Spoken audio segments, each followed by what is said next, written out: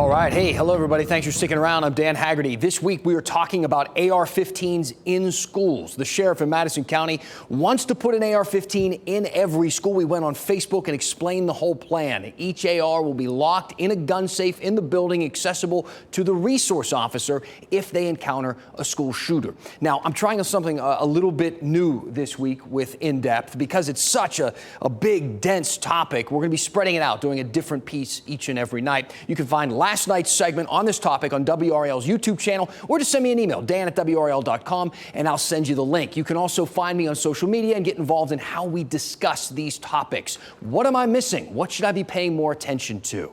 Now, tonight, I want to move forward with a soundbite that I heard from a parent in Madison County. I watched it in a newscast, just like everybody else, and it left me with a lot of questions. The reporter asked this parent what she thought about putting AR-15s in her kid's school. I have mixed opinions. I would prefer to have the children safe, but then again, you never know if one of them's going to be able to get a hold of the AR-15. All right. I heard this same concern a few times with a bunch of different people who I've discussed this story with as I approached tonight. And I keep thinking the same exact thing.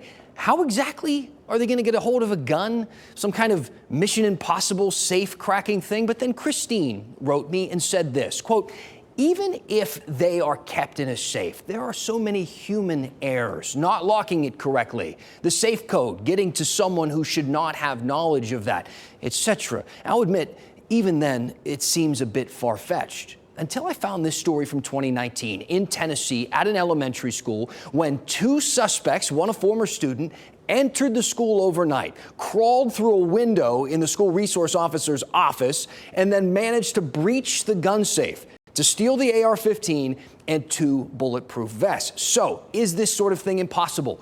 No, it's happened. It's extremely unlikely, but possible. What's more probable is a concern from a professor at UNC. It's what we call hardening in the schools, and it's what's going to happen is that we're going to have accidents with these guns.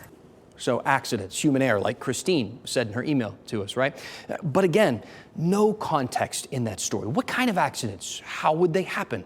So I emailed the professor, and she sent me a few websites, including this one from the Giffords Law Center to Prevent Gun Violence that lists every incident of mishandling guns in schools dating back to 2014. Most of them, overwhelmingly so, involved teachers or parents or bus drivers bringing guns into the school. But there were several incidents with SROs, like this story from 2020, when an officer left his gun in a bathroom and 3 young students found it.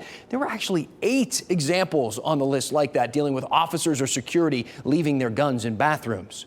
There were a few examples like this one from 2018 in Virginia, where an SRO accidentally fired his gun in the school unprovoked.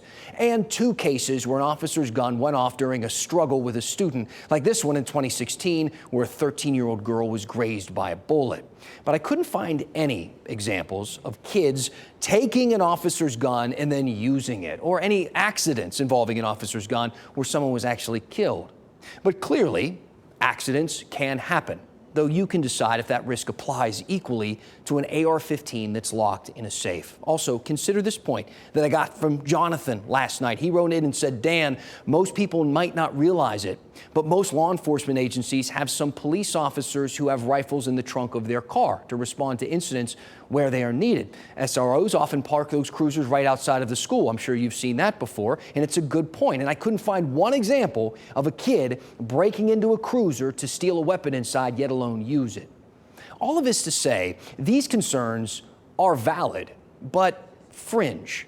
Because as you well know, school shooters aren't breaking into police cars to get guns or into gun safes to get weapons. They're using guns they have access to. We know this. It's been studied. In fact, after the last 20 years or so, we know a lot about the types of people who commit these terrible acts.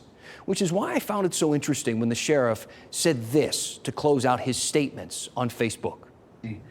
So to those who might be looking to terrorize or harm our Madison County kids, don't bring that foolishness to Madison County, because it won't end well.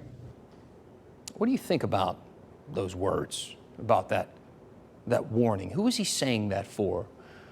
Where do you think this conversation should go next? We're going to continue it tomorrow night, right here at 7 o'clock. I want you to be part of this conversation. Email me at dan@wral.com, or again, find me on social media just by searching Dan Haggerty.